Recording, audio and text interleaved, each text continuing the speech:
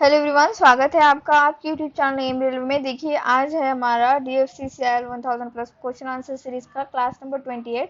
और आप लोगों के लिए खुशखबरी है, जितने भी हमने अभी तक एक्सपेक्टेड क्वेश्चन आंसर सीरीज कर रखे हैं उनका कंपाइलेशन, ठीक है, उनका कंपाइलेशन जो है आपको टेस्ट सीरीज के फॉर्मेट में ही कहाँ पे मिलेगा, हमारे वेबसाइट पे मिलेगा, ठीक है। टेस्ट सीरीज के फॉर्मेट में लिंक हम डिस्क्रिप्शन बॉक्स में दे देंगे। वहां पे आप क्लिक करते ही मेरे एम रेलवे की पोस्ट पे चले जाओगे, ठीक है। एम रेलवे का जो ब्लॉग पोस्ट है हमारा, वहां पे आप पहुंच जाओगे और फिर तुरंत वहां से आप जो है ये इसको टेस्ट सीरीज के फॉर्मेट में दे सकते हो, ये टेस्ट सीरीज, ठीक है। सेकेंडली, जिन लोगों ने अभी तक टेस्ट सीरीज परचेस नहीं की है, मैं उन लोगों को कहना चाहूंगी अब कि कौन सी बात का वेट कर रहे हो, प्लीज टेस्ट सीरीज परचेस कर लेना। और मैं टेक्स्ट बुक की टेस्ट सीरीज बताऊंगी। देखो, वहां पे मार्केटिंग और जो हमारा कौन सा इंडियन रेलवेज के वगैरह क्वेश्चंस थोड़े से हार्ड लेवल पे दिए गए हैं। तो टेस्ट सीरीज में इतना हार्ड होता ही है, अच्छा जितना डरने की जरूरत नहीं है। आप लोगों ने जितना पढ़ रखा है सफिशिएंट है, बस उसका रिवीजन करते रहिए और जितने क्वेश्चंस बन रहे हैं उतने क्वेश्चंस बनाते जाइए। सिर्फ और सिर्फ टेस्ट सीरीज किस चीज के लिए होती है वो मैं अब 10 बजे मैं एक क्लास जो है आप लोगों को एक क्लास बना के दे दूंगी, अपलोड कर दूंगी किस तरह से आपको एग्जाम देनी है।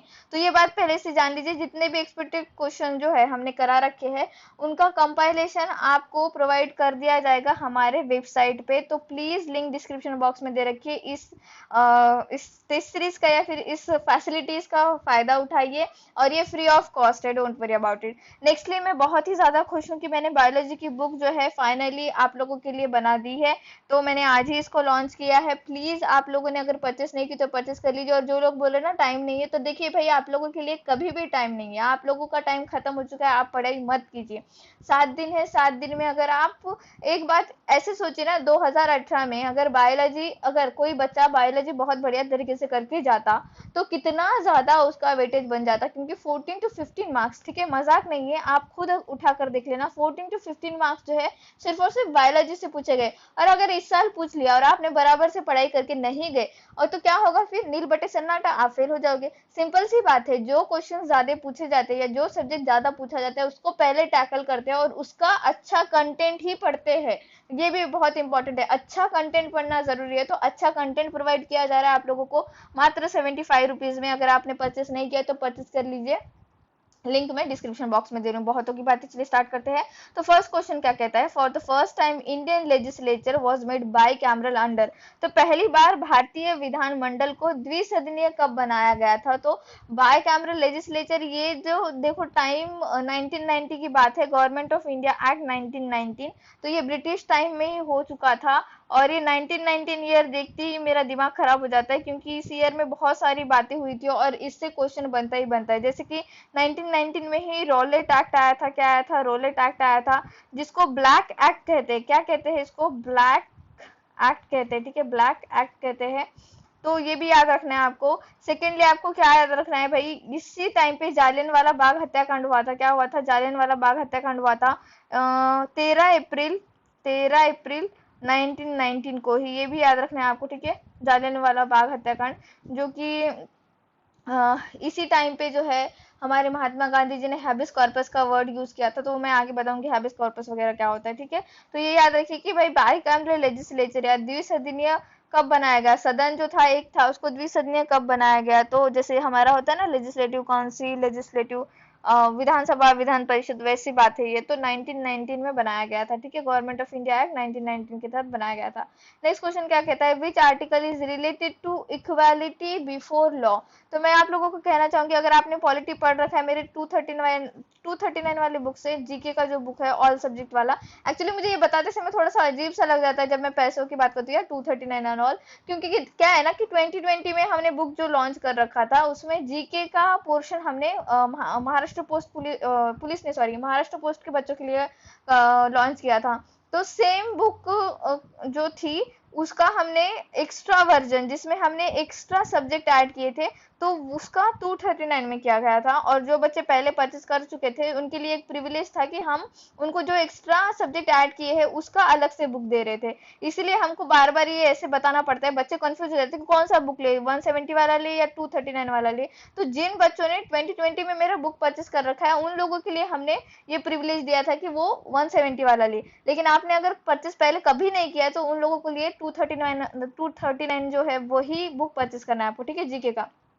तो अगर आपने पॉलिटी पढ़ रखा होगा उसमें से तो आपको सारे क्वेश्चंस बन जाएंगे। आज नहीं पढ़ रखा है तो फिर किस बात की देर है, पढ़ लीजिए, बहुत अच्छे से पढ़ना है आपको, ठीक है। तो देखो, which article is related to equality before law, तो कानून के समक्ष समानता कौन सा आर्टिकल बताता है, तो आर्टिकल 14 कहता है कि भाई कानून के समक्ष हम समानता देते हैं, भले कोई भी हो, प्रेसिडेंट हो, प्राइम मिनिस्टर हो, या बहुत ही गरीब से गरीब इंसान हो, या बहुत बड़ा अधिकारी हो। कॉन्स्टिट्यूशन में ये लिखा गया है, बट रियल लाइफ में क्या होता है हमको सबको पता है, ठीक है। आर्टिकल 15 क्या कहता है, आर्टिकल 15 कहता है कि किसी भी बेसिस पे डिस्क्रिमिनेशन नहीं होना चाहिए। कौन से बेसिस पे कहता है, सेक्स, ठीक है, रेस, रिलीजन, ठीक है, रिलीजन, कास्ट, इन बेसिस पे डिस्क्रिमिनेशन नहीं होना चाहिए। आप आई एम सो सॉरी। तो इन बेसिस पे देखो, on the basis of sex, race, religion, caste, इन बेसिस पे डिस्क्रिमिनेशन नहीं होना चाहिए, इस तरह की चीजें नहीं मानी जाएगी, ठीक है। अगर कोई किसी कास्ट को फॉलो करता है तो इस बेसिस पे उसको अलग से बिठा दिया जाए, फिर उसको अलग से ट्रीट किया जाए, ये गलत बात है। आर्टिकल 15 के तहत आपके ऊपर कानून लागू किया जाएगा, आपके ऊपर गुनाह लागू किया जाएगा। अगर किसी लाइक सेक्स बेसिस में, मतलब अगर लेडी है और कोई जेंट्स है, ठीक है, एक ही ऑफिस में काम कर रहे हैं और उनको जो है इंफीरियर वर्क दिया जा रहा है और जो जेंट्स है उसको सुपेरियर वर्क दिया जा रहा है, वो भी चीज नहीं यहाँ पे कंसिडर की जाएगी, वहां पर भी गुनाह किया जाएगा। तो समझ रहे हो कि भाई on the basis of sex, race, religion, caste हम डिस्क्रिमिनेट करते हैं कि किसी भी तरह से डिस्क्रिमिनेशन, प्रोहिबिशन करते हैं कि किसी भी तरह से डिस्क्रिमिनेशन ना हो। आर्टिकल 16 क्या कहता है, आर्टिकल 16 कहता है, ठीक है, आर्टिकल 16 कहता है कि भाई जो गवर्नमेंट ऑर्गेनाइजेशन है, ठीक है, जो गवर्नमेंट पोस्ट निकलती है, ठीक है, सिंपली आप समझो गवर्नमेंट जॉब में ये आप सबको जो है, सबको एक तरह से इक्वल देखता है, ठीक है, ये आप सबको इक्वल देखता है और सबको इक्वल अपॉर्चुनिटी देता है। बट इसका एक क्लॉज है, मैंने आप लोगों को लिख कर भी दिया है, उस क्लॉज में कहा जाता है कि भाई जो वीकर सेक्शन के लोग हैं, ठीक है, जो इकोनॉमिकली वीकर सेक्शन के लोग हैं या फिर जो लेडीज है, ठीक है, जो वुमेन्स है, उनको हम स्पेशल प्रोविजन देंगे। मतलब एक ही आर्टिकल अपने मेन स्टेटमेंट को कॉन्ट्राडिक्टरी स्टेटमेंट नीचे दे ही देता है। जब आप बहुत अच्छे से पढ़ोगे ना तो आपको समझ में आ जाएगा। और जो बच्चे अभी आने वाले टाइम 2022 का जो सीईटी है उसके लिए प्रिपेयर कर रहे हैं, उन लोगों को मैं बता दूं कि आप लोगों का जीके का सेक्शन मैं पूरा संभाल लूंगी, डोंट वरी अबाउट इट। बस आप ये डीएफसीसीएल का एक बार एग्जाम देकर आइए और सीईटी 2022 की तैयारी हम साथ में करेंगे, बहुत बढ़िया तरीके से करेंगे। उसके लिए भी बहुत कुछ सोचा जा रहा है एम रेलवे प्लेटफॉर्म पे, ठीक है। नेक्स्ट क्वेश्चन, यहाँ पे सारे आर्टिकल्स कर दिया आई थिंक, या अब next question, which article is related to abolition of untouchability, तो अबोल्यूशन ऑफ अनटचेबिलिटी, अस्पृश्यता का उन्मूलन, ये आर्टिकल 17 कहता है कि भाई ये पहले हुआ करता था कि भाई ये XYZ कास्ट के हैं तो इनको हाथ नहीं लगाते, इनके हाथ से पानी नहीं पीते, बहुत ही अजीब सा लगता है अब सुनने के लिए, बट ये पहले हुआ करता था। देखिए मतलब एक इंसान ही सामने वाले इंसान को इस तरह से ट्रीट करता था। तो ये था आर्टिकल 17 जो अबोल्यूशन करता है। आर्टिकल 18 क्या कहता है कि हम टाइटल का अबोल्यूशन करते हैं। टाइटल का अबोल्यूशन करते हैं मतलब कि सुप्रीम कोर्ट कहता है कि किसी भी तरह से टाइटल हम लागू नहीं करेंगे। क्या हुआ था एक्चुअली, ये कॉन्स्टिट्यूशन जब लिखा गया था, तो मैं हमेशा स्टोरी की तरह पढ़ाती, तो अभी भी बता दूं आपको कि यहाँ पे हुआ था, पहले राजा वगैरह होते थे, राजा, प्रिंस एंड ऑल, तो वो जो टाइटल्स होते थे वो टाइटल इन्होंने अबोलिश कर दिए, कहा कि अब इस तरह के किसी भी टाइटल को हम नहीं मानेंगे। तो 1954 में क्या हुआ, 1954 में जैसे ही भारत रत्न दिया गया तो सुप्रीम कोर्ट में एक मामला आया कि भाई जो भारत रत्न है ये भी तो एक टाइटल की तरह यूज किया जा रहा है। तो सुप्रीम कोर्ट ने कहा ये टाइटल नहीं, ये अवार्ड है, ये सम्मान है, इसको सम्मान की तरह देखा जाए, इसको टाइटल की तरह ना देखा जाए। जो एकेडमिक जो आपको सम्मान मिलते हैं, अवार्ड मिलते हैं, उसको भी एक तरह से अवार्ड की तरह ही देखा जाए। मिलिट्री में जिस तरह से आपको पोस्ट मिलती है, ठीक है, मिलिट्री में जो आपको पोस्ट वगैरह मिलती है उसको भी एक तरह से सम्मान देखा जाए, उसको एक पोस्ट की तरह देखा जाए, ना कि टाइटल की तरह देखा जाए, ठीक है। तो आर्टिकल 18 कहता है कि हम टाइटल को नहीं मानते। आर्टिकल 19 क्या कहता है, आर्टिकल 19 कहता है भाई फ्रीडम ऑफ स्पीच, क्या कहता है, freedom of speech, freedom of speech, हमको बोलने का अधिकार है, लेकिन इसमें भी बहुत सारे क्लॉज दे रखे, तो जब आप पढ़ोगे तो उसमें कहा जाता है सेकंड क्लॉज, थर्ड क्लॉज, बहुत सारे मैंने लिख कर दिए हैं। तो ये कहते हैं कि भाई आपको बोलने का अधिकार है, लेकिन आप कुछ भी बकवास नहीं कर सकते, ठीक है, किसी का भी आप डिफेमेशन नहीं कर सकते हो। आपको बोलने का अधिकार दे दिया तो आप जैसे सपोज कोई भी XYZ सेलिब्रिटी है, तो अगर उसने ट्विटर पे वगैरह किसी भी बड़े बड़े आदमी के बारे में कुछ भी बकवास कर दी, तो वो डिफेमेशन के तहत उसके ऊपर कार्रवाई की जाती है। तो आप किसी का सम्मान अगर नहीं कर सकते हो, अपमान भी नहीं कर सकते हो, ठीक है, मतलब ये भी आपको हक नहीं मिलता है। बोलने का अधिकार दिया गया है, इसका मतलब कुछ भी नहीं बोल सकते हो, ठीक है। अब सारे तो आर्टिकल हो गए इस ऑप्शन के, आर्टिकल 20 बचता है। तो देखो मैं ये आर्टिकल 20 बहुत ही अच्छे से बताऊंगी आपको। आप लोगों ने अगर बुक परचेस कर रखी होगी तो उसमें पढ़ लेना, ठीक है, अभी समझ में आ जाएगा, वैसे तो नॉर्मली आपको पढ़ते समझ में आ गया होगा। आर्टिकल 20, ठीक है, आर्टिकल 20 और आर्टिकल 21 कभी भी सस्पेंड नहीं होते हैं, याद रखना, ये कभी भी सस्पेंड नहीं होते हैं। क्यों सस्पेंड नहीं होते हैं एक्चुअली ये, आर्टिकल 20 क्या कहता है, आर्टिकल 20 कहता है राइट टू लाइफ, ठीक है, राइट टू लाइफ, हमें जीने का अधिकार है, और ये कोई भी नहीं छीन सकता अंडर अनटिल एंड अनलेस कि उस इंसान ने गुनाह कर रखा और उसको उस वो गुनहगार है और उसको फांसी की सजा मिली हो, दैट्स इट। उसके अलावा इंडियन कॉन्स्टिट्यूशन सुसाइड की भी जो है क्या कहते हैं उसको अलो नहीं करता है। बहुत सारे कॉन्स्टिट्यूशन है जहाँ पे खुद की जान लेने के लिए एक क्लॉज लिखा हुआ होता है कि भाई आप XYZ कंडीशन में खुद की जान भी ले सकते हो, तो फिर उसको गुनाह नहीं कहेंगे। बट इंडियन कॉन्स्टिट्यूशन में अगर आप खुद की जान ले रहे हो, सुसाइड कर रहे हो, तो उसको गुनाह माना जाता है, ठीक है, गुनाह माना जाता है। तो आर्टिकल 21 जो है वो कभी भी खत्म नहीं होगा। बताओ ना, अगर कोई सिचुएशन भी आ जाए, इमरजेंसी भी सिचुएशन आ जाए, तो आपको जीने का अधिकार तो है ना। तो अल्टीमेटली सुप्रीम कोर्ट या फिर हमारा, sorry not supreme court, constitution आपको अधिकार देता है जीने का, तो ये कभी सस्पेंड नहीं होगा। जो आर्टिकल 20 है, ये आर्टिकल 20 में ना प्रोहिबिशन आते हैं। प्रोहिबिशन क्या क्या है देखो, अभी 3 प्रोहिबिशन है। पहला क्या कहता है, x post facto criminal legislation, जिस लोगों ने भी बुक परचेस कर रखा है उसमें देख लेना। तो पहला क्या कहता है, x post facto criminal legislation. तो ये क्या होता है कि भाई जिस दिन कानून बना है, ठीक है, जिस दिन कानून बना है या फिर जिस दिन गुनाह हुआ है, कोई भी XYZ गुनाहगार है, गुनाह किया है उसने, तो उसको उसी टाइम के सजा, उसी टाइम का जो भी गुनाह है उसी टाइम की सजा मिलेगी, ना कि उसको अगले साल जो भी सजा में लाइक चेंजेस किए गए हैं उस तरह की सजा मिलेगी। समझ में आ रहा है। तो सपोज कोई किसी ने 2021 में किसी तरह का गुनाह किया, सपोज चोरी की है, तो 2021 में चोरी की सजा है 6 महीने की, 6 महीने की जेल, ठीक है, 6 महीने की जेल। और सेम चोरी किसी ने 2025 में की है, और यहाँ पे जो सजा चेंज करके कर दी गई है 5 साल की।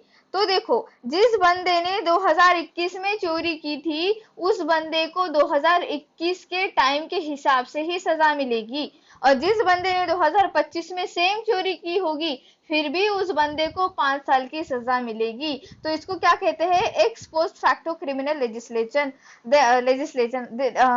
अरे बाप रे, कितना टंग ट्विस्टर है ये। नेक्स्ट है, नेक्स्ट यहाँ पे सेकंड प्रोहिबिशन क्या कहता है, डबल जियोपार्डी। डबल जियोपार्डी क्या होता है भाई, डबल जियोपार्डी का मतलब होता है किसी भी गुनाहगार को उसके गुनाह के लिए सिर्फ और सिर्फ एक बार सजा मिलेगी, उसको डबल डबल किसी भी तरह से सजा नहीं मिलेगी। आप लोगों ने कहानी भी सुनी होगी कि एक गुनहगार था जिसको फांसी की सजा दी गई थी। जिस दिन उसको फांसी हुई उस दिन उसके वकील ने उसके पैर पकड़ लिए और फिर उसको नीचे उतारना पड़ा उस गुनहगार को। और जैसे ही कोर्ट में मामला गया तो वकील ने कहा था, आपने लिखा था hang him, just hang him, आपने नहीं कहा था हैंग अंटिल डेथ, है ना।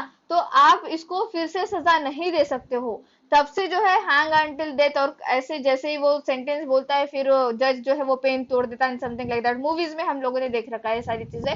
तो ये होता है डबल जियोपार्डी। एक बार अगर किसी ने गुनाह किया है तो बंदे को एक ही बार सजा मिलेगी, उसको बार बार उस गुनाह के लिए सजा नहीं दी जाएगी। सेकेंड जो थर्ड प्रोहिबिशन है, थर्ड प्रोहिबिशन कहता है self incrimination of evidence. Self incrimination of evidence क्या कहता है कि भाई कोई भी इंसान हो, कोई भी गुनहगार हो, अपने खिलाफ ही सबूत की तरह पेश नहीं किया जाएगा कोर्ट में, ठीक है। अगर उसने गुनाह कबूल कर लिया है तो ठीक है, अदरवाइज आप उसको मार के करके, उसको डरा के धमका के उसको उसी के खिलाफ एज अ सबूत नहीं यूज कर सकते हो, ठीक है। Oh my God. Next, which article is for protection against arrest and detention in certain cases. तो देखो आर्टिकल 22 के तहत आर्टिकल 22 जो है वो आपको डिटेंशन, नजरबंद के खिलाफ संरक्षण देता है, प्रोटेक्शन देता है। ये कहता है अगर किसी इंसान को नजरबंद कर दिया गया है तो 3 महीने के अंदर अंदर, ठीक है, 3 महीने बाद आपको हाई कोर्ट से परमिशन लानी पड़ेगी और बताना पड़ेगा कि क्यों उस इंसान को आपने नजरबंद किया है। बहुत सारी सिचुएशन हुई है यूपी में, ये आर्टिकल आई थिंक 2018 में यूपी में ये आर्टिकल बहुत ज्यादा यूज हुआ है, जम्मू कश्मीर में यूज हुआ है। इसी आर्टिकल के तहत बहुत सारे मामले चले सुप्रीम कोर्ट में, ठीक है, ये याद रखना है आपको। Next question, which article is for the protection of interest of minorities, ये आपका पीवाईपी का क्वेश्चन है। तो देखो आर्टिकल 29 जो है protection of interest of minorities, India में 2 ही टाइप के माइनॉरिटीज को कंसिडर किया जाता है, या फिर 2 ऐसे इन्होंने क्लॉज बना रखे हैं जिससे माइनॉरिटी कंसिडर की जाती है। एक है लैंग्वेज की बेसिस पे, एक है रिलीजन की बेसिस पे। इंडिया में कितने माइनॉरिटीज है? इंडिया में टोटल 6 माइनॉरिटीज है। सबसे बड़ी माइनॉरिटीज है मुस्लिम, सेकेंड नंबर पे आते हैं क्रिश्चियन, देन आते हैं हमारे अभी यहाँ पे मैं सिर्फ लिख रही हूँ, बस मुस्लिम और क्रिश्चियन इतना लिख लो कि इनका जो पॉपुलेशन है वो ज्यादा है, ठीक है। लिंग्विस्टिक, लैंग्वेज के बेसिस पे और रिलीजन के बेसिस पे माइनॉरिटी को हमारे यहाँ डिवाइड कर रखा है। मुस्लिम, क्रिश्चियन, जैन, देन सिख, ठीक है, मुस्लिम, क्रिश्चियन, जैन, सिख, पारसी, और कौन बच रहा है?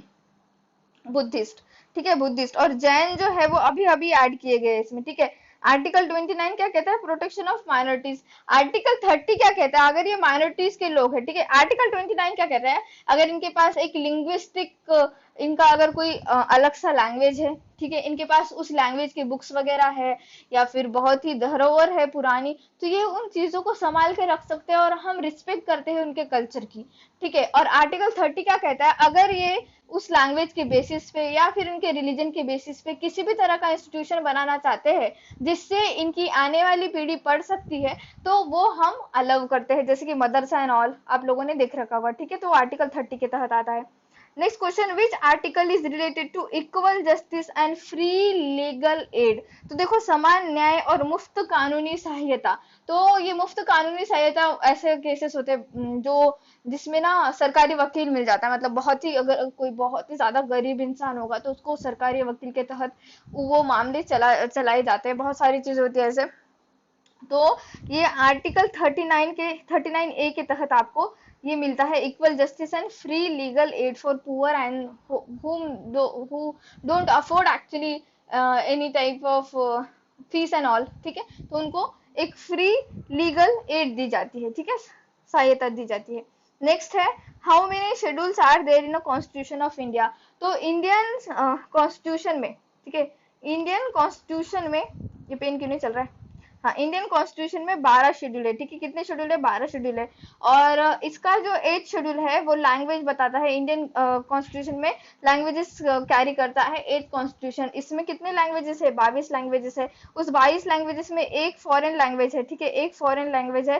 वो कौन सी फॉरेन लैंग्वेज है? वो है नेपाली। एक बच्चा ना क्या कह रहा था कि क्या कुछ तो उनका कमेंट आया था, Nepali is not the foreign language. अरे भाई, नेपाली फॉरेन लैंग्वेज कैसे नहीं होगी? और उन्होंने इतना बड़ा स्टेटमेंट भी लिखा था कि भाई फॉरेन लैंग्वेज इसलिए नहीं होगी क्योंकि कुछ नॉर्थ ईस्ट साइड के बच्चे या फिर बिहार साइड के समथिंग, कि वो लोग नेपाली बोलते। Just because you know the language it doesn't mean you are the native from that place, है ना। जैसे अभी मैं इंग्लिश में बात करूँ, इसका मतलब ये नहीं है कि मैं ब्रिटिश से बिलोंग करती हूँ या फिर मैं अमेरिका से बिलोंग करती हूँ, डजंट, है ना। आपको इतना दिमाग होना चाहिए कि आप अगर नेशनल प्लेटफॉर्म पे या फिर किसी ऑनलाइन प्लेटफॉर्म पे किसी तरह का कमेंट कर रहे हो तो एटलीस्ट सामने वाला बंदा तो भी पागल होना चाहिए या फिर आप पागल होने चाहिए, ठीक है। तो सामने वाला बंदा तो पागल है नहीं, वो कमेंट को ऐसे रिप्लाई दे देता कि फिर आपको ही शर्म आ जाती है और आप खुद ही वो कमेंट रिप्लाई जो है वो डिलीट कर देते हो। तो देखो वो जो चोचलेबाजी होती है ना, वो एम रेलवे पे नहीं चलती है। अगर आपका गलत है तो गलत है, मैं तुरंत आपको वहां पे कमेंट का रिप्लाई दे देती हूँ, ठीक है। वो हमको ऐसा नहीं है ना कि भाई कोर्स बिकेगा या फिर कुछ होगा, नहीं नहीं, हमारा ऐसा कुछ नाटक नहीं है। तो अगर आप कुछ भी बकवास करेंगे कमेंट सेक्शन में तो आपको तुरंत, ठीक है, आपको तुरंत रिप्लाई मिल जाएगा, वो भी आपकी ही लैंग्वेज में रिप्लाई मिल जाएगा, ठीक है।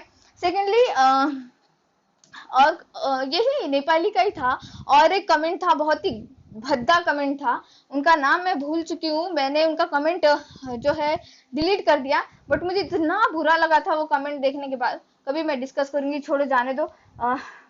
मतलब मैं ना ये जो लोग कमेंट सेक्शन में करेक्ट करने की बात करते हैं मुझे, ठीक है, करेक्ट करने की, कहीं अगर गलत होता है तो करेक्ट मी नो, मैं डायरेक्टली उस कमेंट को लाइक कर देती हूँ कि हाँ यहाँ पे मेरी गलती हुई, मैंने उसको लाइक कर दिया, तो समझ जाता है अगले वाला कि ठीक है मैम की यहाँ पे गलती हो चुकी है, मैम मान रही है, और फिर इस बात को हम कंसिडर कर लेते हैं, नोटबुक में लिख लेते हैं, ठीक है, कि कुछ भी गलती हो रही किसी आर्टिकल से रिलेटेड, किसी एप्लीकेशन से रिलेटेड ऑल। लेकिन अगर आप कुछ भी भद्दे भद्दे कमेंट करोगे, ठीक है, कुछ भी भद्दे भद्दे कमेंट करोगे अंडर आर्टिकल 19 की फ्रीडम ऑफ स्पीच, ये यहाँ पे बिल्कुल भी सहन किया नहीं जाएगा, यहाँ पे उसका प्रोहिबिशन करते हैं हम, ठीक है, समझ में आ रहा है आप लोगों को, कभी बात की जाएगी। देखो जो क्या कहते हैं उसको, जो क्राइम बढ़ रहा है ना, ऑनलाइन क्राइम बढ़ रहा है, इसके भी बहुत सारे कानून बने हुए हैं। आप अगर खुद कानून नहीं जानते हो तो सामने वाला बंदा वो कानून जानता है या नहीं जानता है आपको पता नहीं है ना, सामने वाला बंदा बहुत होशियार है। आप अगर वो इतना बड़ा चैनल चला सकता है, ठीक है, इतनी बड़ी टीम हैंडल कर सकता है, सब कुछ कर सकता है, आपका खुद का आपके एग्जाम के लिए प्रिपरेशन कर सकता है, खुद के एग्जाम के लिए प्रिपरेशन कर सकता है, जॉब कर सकता है, सारे मल्टीपल टास्क कर सकता है, तो वो बंदा कुछ भी कर सकता है। तो आप ना छेड़ के मत लीजिए कमेंट सेक्शन में, सच में मैं बता रही हूँ, मैं मतलब लाइक लिटरली मैं बहुत गंदी गंदी गालियां दे दूंगी अगर किसी ने भी गंदी भद्दी कमेंट की तो। इतना भद्दा कमेंट था उनका, oh my God, I was shivering, मैं मतलब सच में शिवर कर रही थी कि ये बंदा कैसे बोल सकता है इस तरह की बात।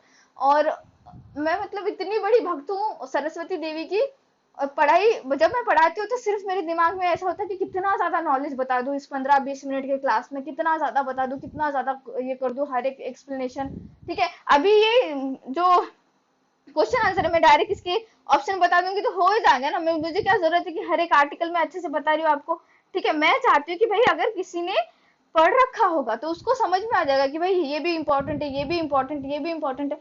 बस मैं ये चाहती हूँ आप लोगों का फ्री ऑफ कॉस्ट हम इतना ज्यादा हेल्प कर रहे हैं, पूरे यूट्यूब पे देख लीजिए, हमेशा डिसेंट कंटेंट एम रेलवे ही प्रोवाइड करता है, किसी भी एक एग्जाम को ही टैकल करते हैं हम, 10 एग्जाम टैकल नहीं करते हैं। हमने महाराष्ट्र पोस्ट के बच्चों को, आप पूछ लो कमेंट सेक्शन में कमेंट करो, महाराष्ट्र पोस्ट के बच्चों को हमने इतनी ज्यादा हेल्प की, आखिरी तक हेल्प की, हमने हर बात बताई उनको किस तरह से एग्जाम की प्रिपरेशन करनी है, क्या करना है, अभी भी हम आपके साथ है आखिरी तक। तो प्लीज आप अगर अपनी खुद की रिस्पेक्ट नहीं कर सकते तो सामने वाले को डिसरिस्पेक्ट करने का भी अधिकार नहीं दिया है आपको किसी ने। और मुझे तरस आता है आपके माँ बाप पे कि आपके माँ बाप आप पे पैसा क्यों लगा रहे, ठीक है। मुझे आप लोगों पे तरस नहीं आता, आपके माँ बाप पे तरस आता है। हाँ उनका नाम कुछ तो था, कुंदन मोदी, कुंदन मोदी था नाम, कुंदन मोदी। तो कुंदन मोदी जी मुझे आपके माँ बाप पे तरस आता है, आपके माँ बाप पे, लिख लीजिए ये बात। हाँ, देखो क्वेश्चन नंबर 8 क्या कहता है, in which constitutional amendment act seats of Lok Sabha were increase from 525 to 545। तो ये 31st कॉन्स्टिट्यूशनल अमेंडमेंट एक्ट के तहत 1973 में, ठीक है, 1973 में ये जो हमारे 525 लोकसभा सीट है वो 545 कर दिए गए। अगर आपको क्वेश्चन बनता है कि मैक्सिमम कितने सीट्स है लोकसभा में, तो 550 आपको क्लिक करके आने हैं, जिसमें 530 तो देखो स्टेट लेजिस्लेचर से आ जाते हैं, और 20 जो है वो यूनियन टेरिटरी से आते हैं, और दो जो है वो दो अराउंड एंग्लो इंडियन होते हैं, ठीक है, ये समझ लीजिए आप। 552 जो है वो मैक्सिमम होते हैं, ठीक है, 552 मैक्सिमम होते हैं, याद रखना है आपको। यहाँ पे ओके, यहाँ पे ना 3 नहीं आया है, तो ये आप लोग थोड़ा सा कंसिडर कर लीजिए। Next question, under the constitution of India who are the ultimate sovereign. तो भारत के संविधान के तहत परम संप्रभु कौन है, तो परम संप्रभु हम ही हैं, हम इंडियन है, ठीक है, इंडियन पीपल, भारतीय लोगों को ही अल्टीमेट पावर मिली है। अगर आप कॉन्स्टिट्यूशन पढ़ोगे तो प्रियम्बल का पहला लाइन ही कहता है we the people of India, ठीक है, we the people of India. तो समझ लीजिए कि ये इंडियन पीपल है इसका आंसर, ठीक है। कुछ कुछ कमेंट इतने भद्दे होते हैं ना सच में। Which of the following is not a constitutional body. तो अरे यहाँ पे ना थोड़ा सा कंफ्यूजन है। देखो प्लानिंग कमीशन और नेशनल एडवाइजरी ये दोनों भी कॉन्स्टिट्यूशनल बॉडी नहीं है, ये एक्स्ट्रा कॉन्स्टिट्यूशनल बॉडी है। जैसे कि आप लोगों को पता है प्लानिंग कमीशन 1950 में बना था, यही चेंज करके अब नीति आयोग कर दिया गया है। नीति आयोग कब बना था, ये बना था हमारा 1 Jan 2015 को, ठीक है। तो ये बात मैंने बहुत ही डिटेल में डिस्कस की है नीति आयोग की। आप लोग प्लीज वो क्लास देख लेना अगर आपने नहीं देखा होगा। और कमेंट सेक्शन में कमेंट करने से पहले सोच लीजिए कि अगला वाला इंसान किसी की बहन है, ठीक है, ठीक है, किसी की बहन है, आपकी टीचर है। अगर आप रिस्पेक्ट नहीं करते हो आपकी टीचर की, तो जिंदगी में आपको कहीं पे भी रिस्पेक्ट नहीं मिलेगी। आप अगर सामने वाले की कदर नहीं कर सकते हो ना, कोई बात नहीं है, मैंने आप लोगों को नहीं बुलाया है यार हमारे चैनल पे, ठीक है, नहीं बुलाया है। अदर चैनल की तरह हम कोई आज से प्रमोशन और ऑल नहीं करते। आपको पता भी नहीं है कि हमको कितने बड़ी बड़ी इंस्टीट्यूशन से ऑफर आए थे। उनको पता था कि डीएफसीसीएल का ज्यादा क्राउड यहाँ पे आ रहा है, उनको पता था कि यहाँ से कोर्सेज वगैरह बिकेंगे, बट हमने एक्सेप्ट नहीं किया है। आपको ये भी बता दे कि हमने एक्सेप्ट नहीं किया है। तो हम सोचते हैं आप लोगों के बारे में, एटलीस्ट सामने वाले के बारे में सोचिए यार प्लीज। कुंदन मोदी जी आपके लिए स्पेशल है। कुंदन, कुंदन का मीनिंग होता है आई थिंक मोती। आप बिल्कुल भी मोती नहीं हो, मतलब आप घर के, आपके घर के लिए कलंक हो सच में। Most important points for DFCCL 2021 success की फॉर योर सिलेक्शन 99 रुपीज में है, ले लेना, आप लोगों के लिए कंपाइल किया गया है ये। Thank you so much for watching, please subscribe my channel, share this video, like this video and please keep revising.